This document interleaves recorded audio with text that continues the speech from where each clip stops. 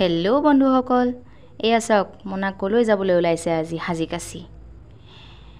ধুনীয়া মৰম লগাজনী হৈ মনাৰ মুখেৰে শুনকচোন আজি মোনা কলৈ যাবলৈ ওলাইছে।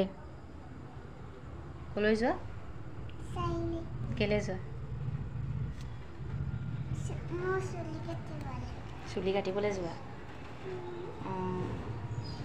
চুলি দীঘল হ'ল নি? ব'লা নহ'লে চুলি কাটি আহিবা। চুটিকৈ কাটিবা নে দীঘলকৈ কাটিবা? অঁ, চুলি দীঘলকৈ কাটে নি? চুটিকৈহে কাটে। কি কৰি নিদিম? টকলাকৈ নিদিম। হ'ব বাৰু। এয়া চাওকচোন, মোক চেণ্ডেলো আনি পিন্ধাই দিলেহি। তাই সদায় মোক চেণ্ডেল পিন্ধাই দিয়েহি আহি ক'ৰবালৈ যাবলৈ সময়ত।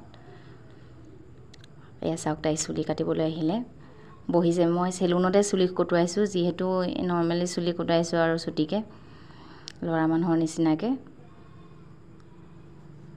চাব দেই, এতিয়া ইয়াতে জগৰ এটা লাগিব। এতিয়া চাব, খুৰাই দিব বুলি ভয়তে কান্দিছে।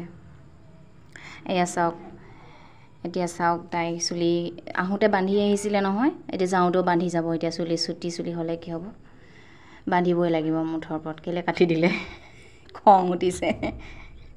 খং দেখিছে নাই তাই?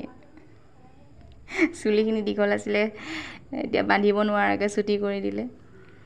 সেইকাৰণে খং, বায়েকৰ কাৰণে কাপোৰ আনিবলৈ গৈ।